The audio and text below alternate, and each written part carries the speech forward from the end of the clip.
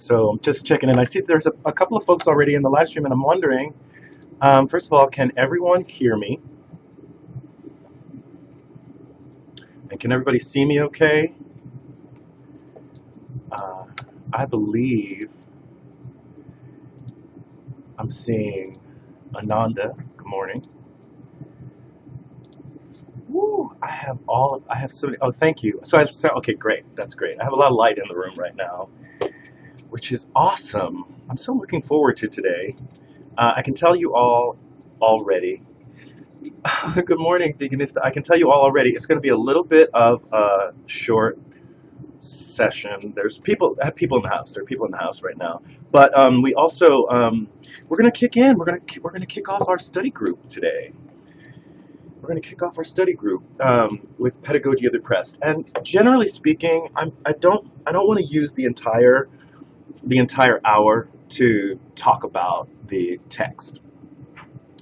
My hope is that we'll have some, check-in time, and we'll talk about. You hear rustling, Tom. It may not be rustling. It may first of all be people, but it may also be.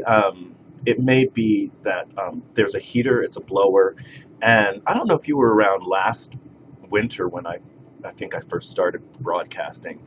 But one of the issues is that there's a heat blower, and it's right below me, and it just is going to run the whole time. I have in the past worn my headphones, which might help, but the last time I tried wearing the headphones, the sound was horrible, and in fact, people mutinied, and we had to end the live stream. So I hope that that's not going to be too disturbing for everyone. So how's everyone? What's going on with you? So we had there was a film being shot at Altspace, and it was really cool. I think I got some feedback from some folks who were excited about the fact that they were vegan. It was a vegan company shooting the movie, so everything was vegan. I don't know if there's veganism in the topic at all. Maybe I'm going to find out. I'm not going to say I'm going to find out I'm going to find out before you, but when I find out, I'll tell you. Veganista says, I am getting ready for work, so I'll listen while I get ready. Okay, that's cool. All right, good. Veganista.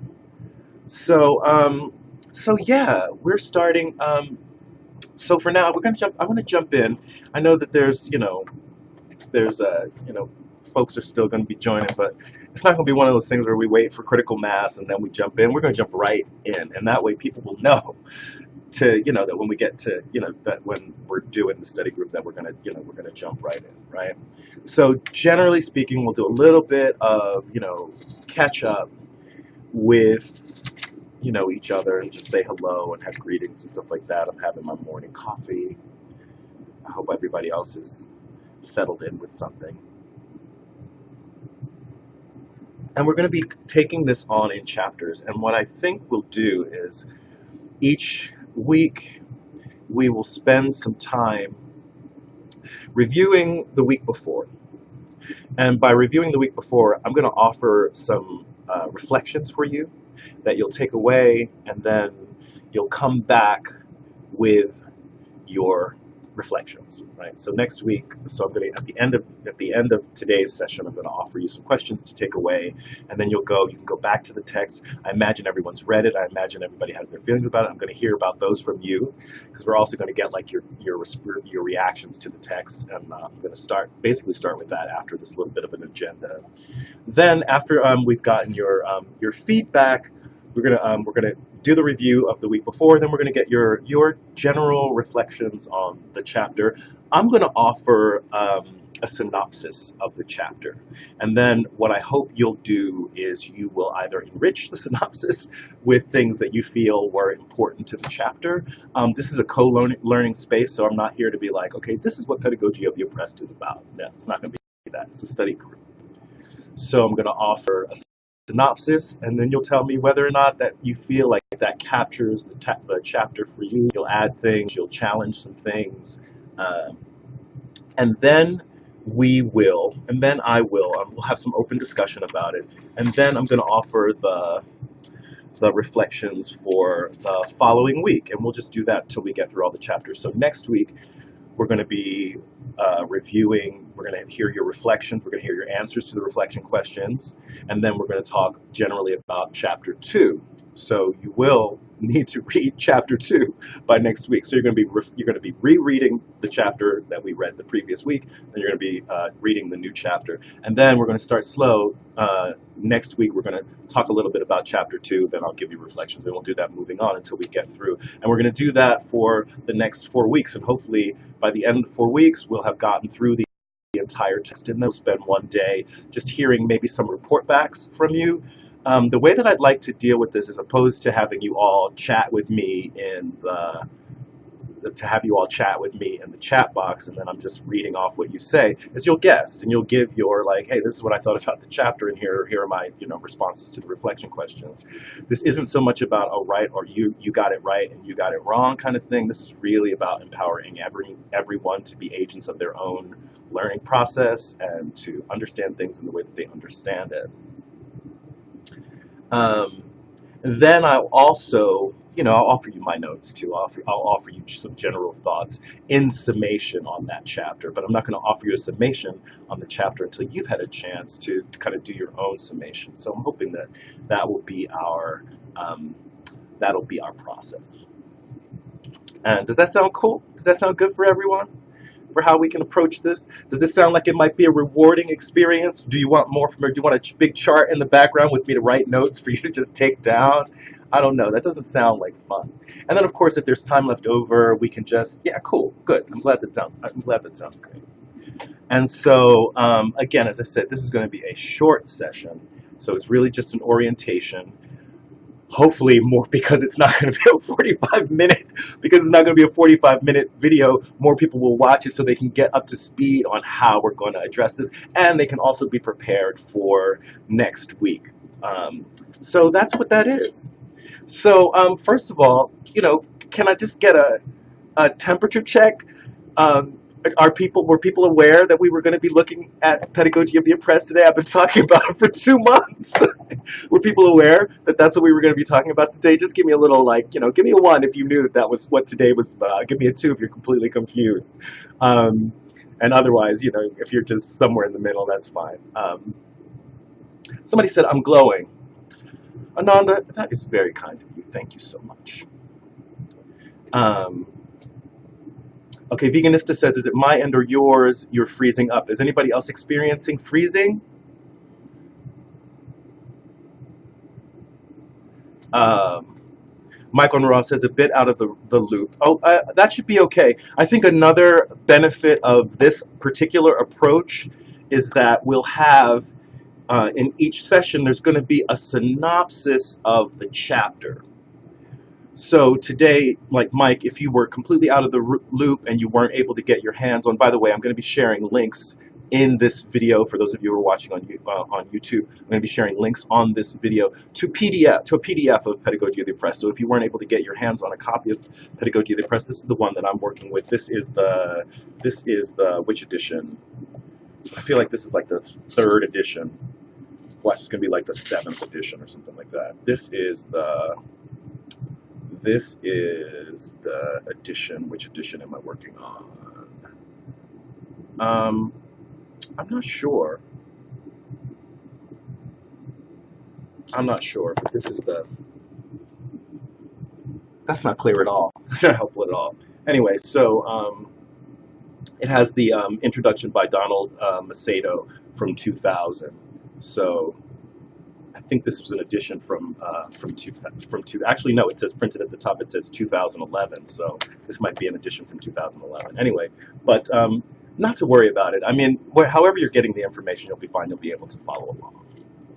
So Pedagogy of the Oppressed. I'm going to tell you why I decided that I wanted to read through Pedagogy of the Oppressed, as I feel like we have a lot of conversations about our current moment, and we have these questions without any sense of first historical context, or any sense of a larger theory about what it is that we're discussing. So we're always discussing, the issues that we are addressing in our day-to-day lives, from the perspective of those who are submerged within that concrete situation, right? So I'm being, I'm oppressed, I'm mad, I'm confronted by racism, I'm confronted by sexism, right? And this happens to me, and this happens to me, and this happens to me.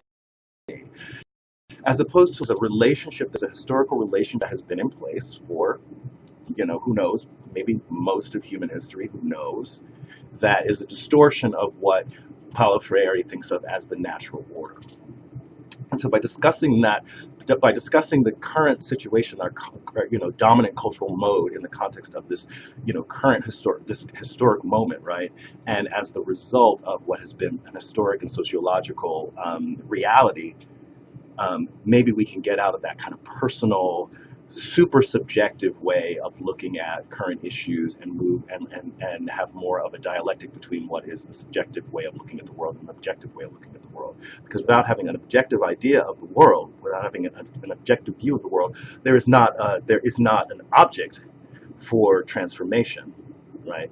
If it's everybody just dealing with what's happening to them and, oh, why me? Why is the world this way? There's not much that can be done. But by looking at the world as an object that is, a current moment that with the potential for transformation, we can maybe have our conversations be lifted. Okay, so I'm offering Pedagogy of the Oppressed as a theory for looking at the world. And I hope that you'll all go along with me on this ride. All right, so moving right along. So going to chapter 1. In chapter 1 of Pedagogy of the Oppressed, Paulo Freire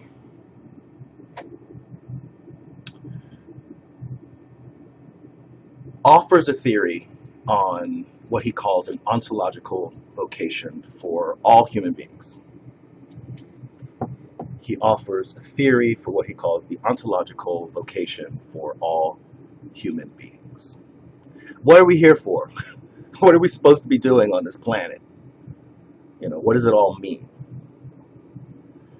And the role that he offers, the function that he offers, the vocation that he offers for us. Lily, welcome. Kissed Vegan, welcome. A bunch of people come in, but I can't see everybody's name. But anyway, welcome. So Paulo Freire offers us, what am I here for? What is our purpose? And he offers us, it's a very general idea, but I think it's one that we can possibly agree on, right? We can find some agreement on, and that is our purpose is to be more human, is to evolve as human beings. And you can look at pretty much any, all life, and that is what all life is about. It's about continuing the perpetuation of life and the evolution of life to meet the constant realities that we're in, right? The shifts of the planet is shifting, and we as beings on the planet need to shift, right?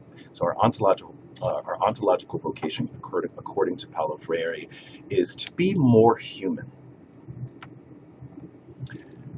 And then in chapter 1, Freire discusses a distortion of that vocation, or the ways that vocation is distorted in a relationship that seeks to increase one individual at the expense or decrease of another. So in the attempt to become superhuman, which in Paulo Freire's eyes is dehumanization, is a form of dehumanization. To become superhuman, there are those that would utterly dehumanize others, right? And Paulo Freire, he's blunt about it. Paulo Freire says, we turn people into things for our use, right? We know of it as exploitation, right?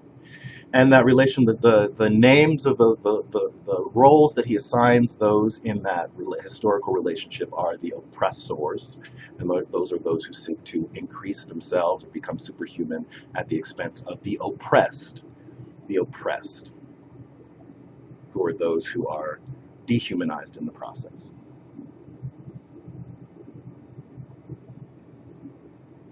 And then Freire outlines for us a process for what he calls liberation.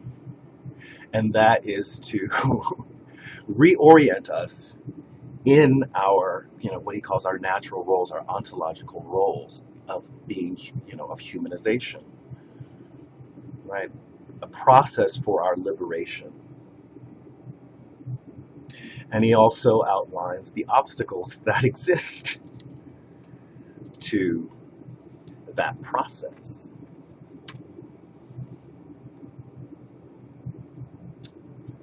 So that is my synopsis.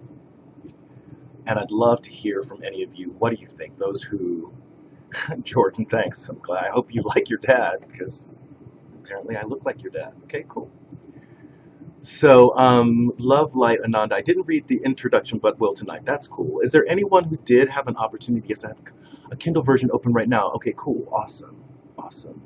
All right. Is there anybody, before I move on to the reflections for next week, is there anybody who wants to offer any more to the chapter? I mean, this was a very, very general synopsis for basically kind of what happens in the chapter. Are there folks who kind of agree with that interpretation or feel like I've missed things? Is there anything anyone would like to add? All right, and of course, when we get back next week, and then we can take also additional questions if people found it challenging.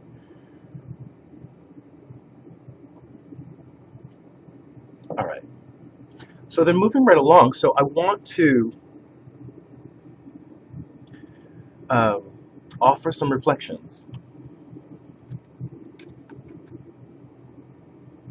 Okay, cool. So Lily Ka says, I didn't read the book, won't be able to join in the conversation, but would be pleased to listen to the opinions. Of course, of course. And so hopefully we'll be getting opinions from lots of folks. So that's another thing. Please, please, when we come back with the reflections, I'm gonna ask folks, you've had time to think about it, to come on, to give your answer as a guest. So you're gonna guess. So we're gonna be having folks come on and talk about it. And who knows, maybe I'll get some ringers. Maybe I'll have some folks. Maybe I'll call you out. I'll send you, a private message and say, hey, I need you to come next week and be one of the people that's going to present, so that it's not all me. It's going to be really important for this that it's not all my voice. So some questions that I'd like to offer for prompts, and these are just suggestions. Of course, if people come up with, other things that they want to say about the chapter, that's going to be fine. Don't worry about. Like, it's not homework. This is this is a learning community. It's a study group. But some prompts that I'd like to offer for next week are: how is the relationship defined? What are the historical roles? How is that relationship defined, and what are the historical roles? So I've just simply talked about, the oppressed and the oppressors, and one in, diminishing the other for the sake of increasing themselves. But I'd love to have someone next week just go into details about the way that Paulo Freire defines that relationships. And now, as I said before, as Paulo Freire, outlines for us a path to liberation, and he is very specific about who is responsible for moving us through that process, for carrying us through that process. And so I would love to have someone discuss next week who somebody's getting ahead, somebody's jumping ahead already. Somebody's kind of answering the question. Who is responsible for that liberation? Who is responsible for taking on that process, that work? And why? Why is it only possible? Oh, it's okay. No, it's okay. I'm excited because it means that you've been paying attention. And why? Why is this particular role, this particular role in the relationship responsible for the ultimate liberation, right? So also, what are several of the steps in the process that Freire outlines? What are several of the steps? What are the requirements?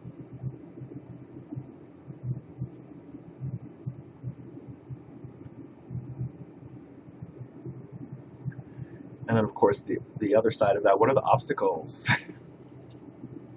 What's going to get away? What's going to get in the way? Or what makes it so hard? What makes it so hard for us to reach liberation? and dig in, y'all.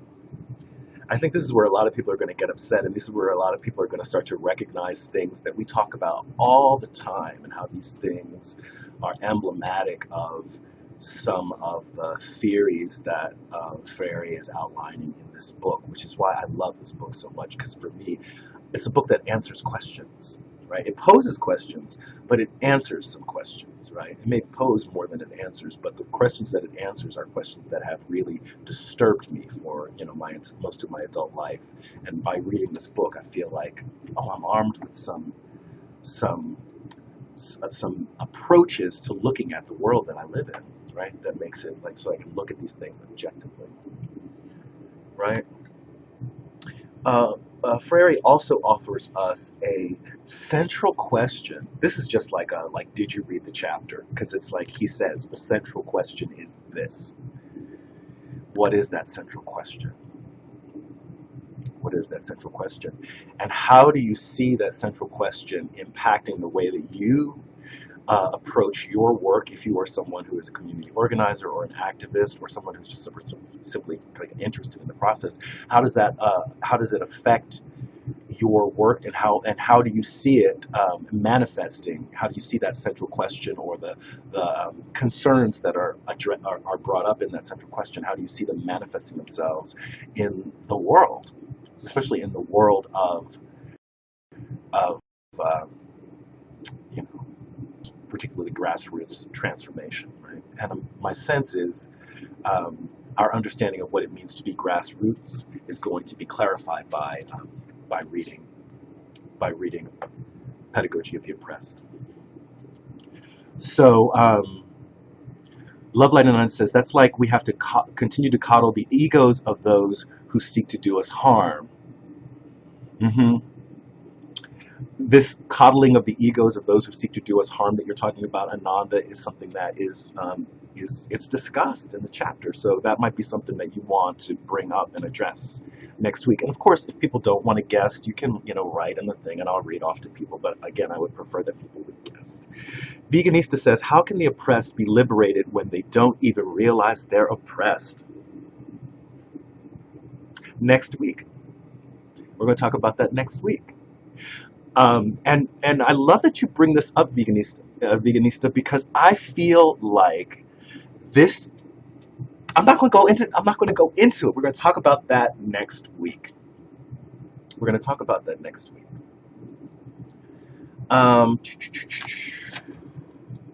Oh, finally, the last thing is, what key terms? There will be lots of terms that are going to be introduced, and to really be able to have a meaningful conversation about Paulo Freire, there are certain concepts that we're going to have to be able to discuss. And so I'm not going to say, okay, here are the terms that I want you to discuss. You're going to be reading and you're going to go like, oh my goodness, what the heck is that? I'll never be able to have a conversation with anybody about this because I'm going to have to use that word. And that's going to shut everybody down. What are those words? What are those key phrases? And how can we come up with some popular definitions of those words so that we can use it in our work, or use it at least use it in discussions with other people, talk about this, because we can't just spout this in the street, right? We can't just spout this in the street. People will think, that something is wrong with us. It would be alienating, and therefore not effective activism, right? It would not be effective activism. Love Light Ananda says, I need to read the foreword and introduction. I've read I've read this from cover to cover many, many, many times, and I assign it often. And I find every word of it to be useful. My sense, however, is for the study group, if we just limit it to chapters 1 through 4. But I want to also do kind of a whole review afterwards, so that we will go forward, and then we're going to go back and we're going to have some just open discussions, because hopefully by the time we've gone through that, everybody's going to feel that they have the capacity to have a more generalized conversation about it. So yeah. Nanda says, I read the first chapter and need to pull it together in my notes. Yeah, pull it together in your notes, or read from your notes. I want to stress for you, this, for me, the dream version of this is if we come back next week and people just come right on and jump on and start, giving us their reaction. Okay, one great thing about this is there's no right or wrong, right? This is all of us in the moment that we are, starting where we are, looking at this very challenging text and finding a way through it together so that we can come to some common understanding. We're going to learn how to learn together. We're going to learn how to learn together, right? Which might not be the way we learn in a different context, but in this context, we're going to learn how we learn together. So that's a lot, right? So again, for next week, folks are going to reread chapter 1 if you've already read it, or you're going to read it closely. You're going to, I've given a brief synopsis. Again, you know, that Paulo Freire is offering us an ontological vocation for human beings, and then he outlines, he discusses a distortion of that role, that we're not on task. We're not on task. He discusses that, and then he offers, again, a roadmap to liberation and offers what are the obstacles, the stumbling blocks, right? And that, I think, addresses what you were asking, Veganista. How can the oppressed be liberated when they don't even realize they're oppressed, right? And there's actually a term. There's something that is required that is one of the terms that hopefully somebody will bring back next week. And then I just simply offered these reflections. How is the relationship defined? What are the historical roles? Who is responsible for this process of liberation? What are several steps in the process of liberation? What are some of the obstacles? What is the central question? And what are key terms introduced? And how do you define them? So, Chichikov says, I thought it was a play. It's not a play, but hopefully we'll make it like play. Hopefully we'll make it fun.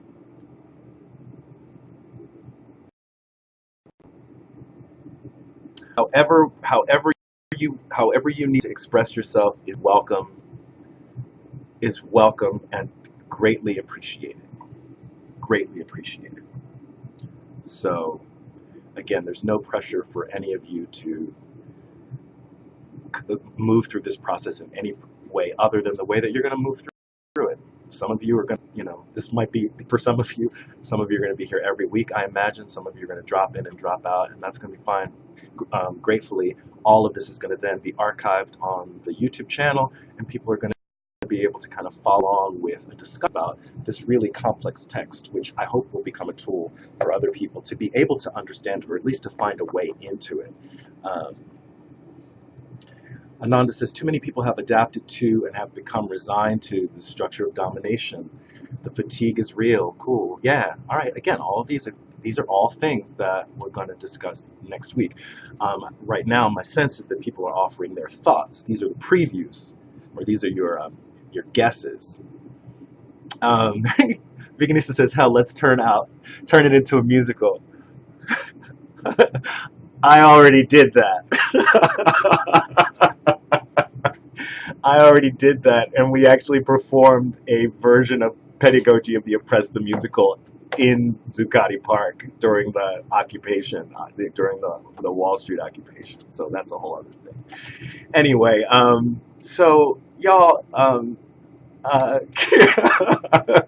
yeah, Kiss Vegan says LOL, yeah, y'all laugh, but y'all, so y'all really gonna get to know me. So now you're gonna understand how we come up with a play called Ready, Set, Go, Race, right? Because I'm not about sitting down. I'm about let's get up, let's put this to some music, and let's rap it out, y'all, or however we're gonna do it, right? So anyway, all that said, that's gonna be let's leave it there. So you have your homework, right? I'm gonna leave a link in this video once it's posted on YouTube for people to get to a PDF of Pedagogy of the Oppressed. I hope that you will jump right in and join us next week for the discussion. It's January 7th now, so next week we're talking about the 14th will be our next discussion, where we're going to hear your reflections on Chapter 1, and then we'll get a synopsis and some reflections for Chapter 2. And that's it for this video. Cool. People are getting on. Okay, cool. Y'all psyched for this? I'm psyched for this. So that's it for this video. Those of you watching on YouTube, like it if you like it, share, comment, subscribe. And this is Reg signing off. Love yourselves. Peace.